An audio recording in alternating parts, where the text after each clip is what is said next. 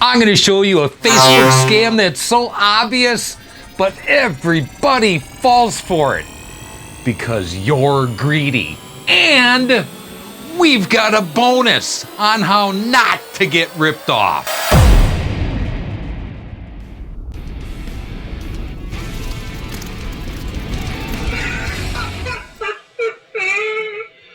Hi, I'm Clint Allen, and I am the Flipper Guy.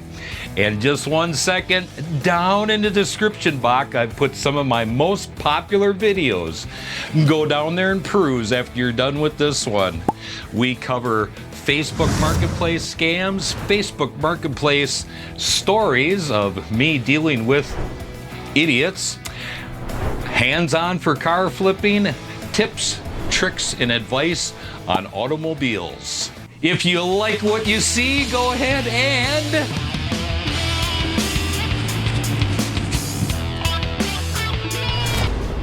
You're gonna see some serious shit.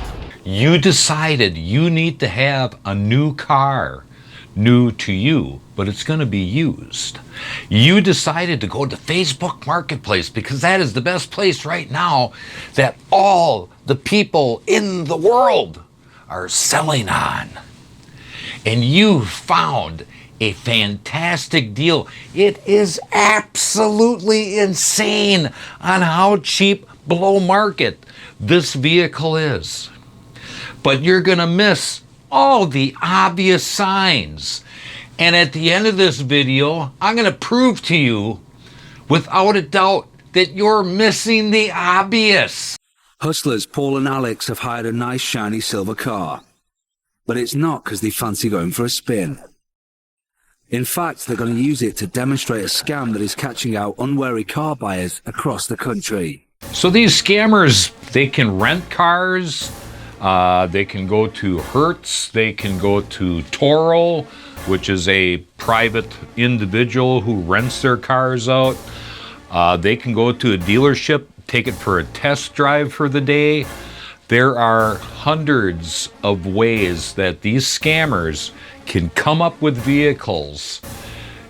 Gives them time to take the pictures, put the ad in, get it set up, get an address in play, and you didn't check the inside of the door.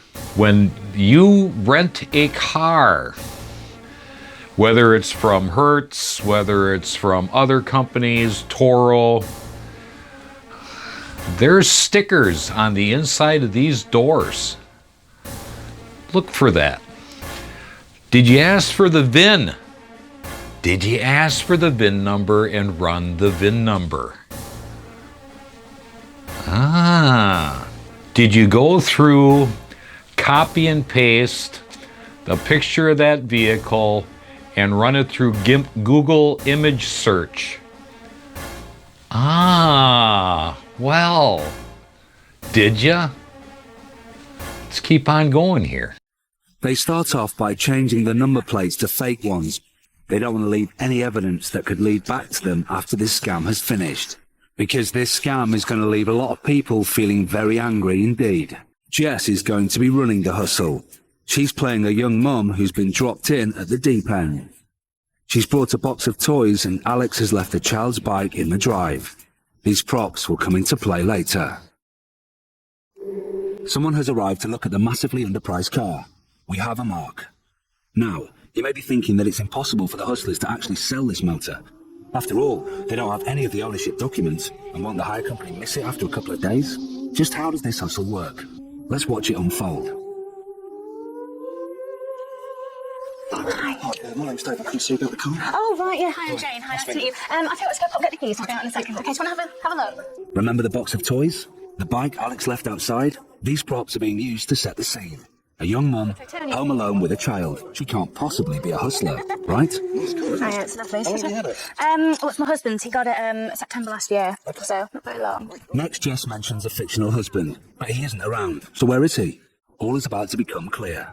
I haven't actually got any documents with me because my husband's getting a new tax service this morning. He's got everything with him in his briefcase. That's why the whole day's been messed up, really, because he's been called into work. I've got the little one with me. So, the fictional husband's not around because he's gone to pay the road tax. And with the vehicle documents in his possession, the Mark has no way of discovering the truth about the hire car. All he can do is take your word for it. The ruse is set. Now is the time for Jess to strike. But we do have a few more people coming this afternoon, and because, you know, we're wanting a quick sale, basically, it's a great deal. It will go this afternoon sometime. But if you are genuinely interested, what I can do is, if you give me maybe a small deposit, say $250, I cancel the rest of the people this afternoon, because you do sound, you know, interested. So that's her game. Instead of selling the car, Jess intends to take a deposit on it. Actually, she intends to take as many deposits as she can before the day's out. Jess takes him into the house to take his deposit. That's for you anyway. Thank you very much. She hands over a worthless receipt. And that's 250 quid in the kitty. Mark number 2 arrives. 100, did you say? The third Mark is also keen. £100 there. Jess now has £450. Our fourth Mark ups the ante and hands over £300. And Mark number 5 gives her all the cash she has on her, £260. Jess has taken over £1,000 now. All the Marks have been told to come back at 6 p.m. to complete the transaction. But the hustlers have no intention of hanging around to meet them. They're off quick sharp to count their cash and give back the hire car. So what happened to our Marks when they turned up that evening to seal the deal? By the time they all turned up at 6 o'clock, when I told them to return, me, the money and the car were all long gone.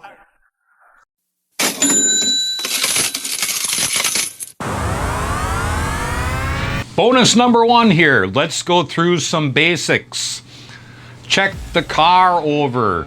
Check underneath the hood. Check in the trunk. Check the doors. Check inside the glove compartment. Check inside the center console.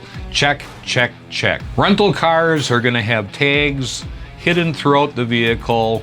Oil changes. Information that gives away if there's an issue, okay? Always, and I harp all the time, check the VIN number. Get the VIN number. Make sure you run a report on it. Oh, it's only a couple comments some videos back. Well, it's only $1,000 car. Well, I'm glad you have an extra $1,000 to throw in the toilet. Good. Run the VIN number. I don't care if it's a $50,000 car or a $1,000 car. This is going to give you information on what has happened to that vehicle. And it'll also tell you if it's a rental, it'll tell you past owners. Every type of car source out there that you can run with a VIN number has different elevations of what it tells you. Make sure you buy the one that is going to tell you the information that you need. Do a Google image search. You have Craigslist, you have Facebook Marketplace, you have other types of outsources where private vehicles are being sold. Copy and paste it and throw it in Google image search.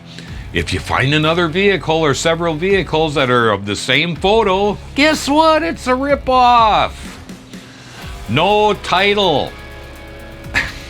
Run. Never give a deposit. I know we got thousands of people coming at the minute to get the car. No, give them all the money, get the keys, get the title, get in the car and leave. Anytime somebody over-explains a situation, they are lying. Fact. Google it. Ask a psychiatrist. If somebody has to over-explain right down to the detail on a situation, they are lying. That is their way of trying to convince you that they're telling the truth. Nobody here watching can afford to lose $1. I don't care how much you make. At the beginning of this video, I had told you I am going to prove to you that you're missing the obvious. And I'm going to make you put down in the comments of what that obvious thing is. It's magic. I'll see you in the next video.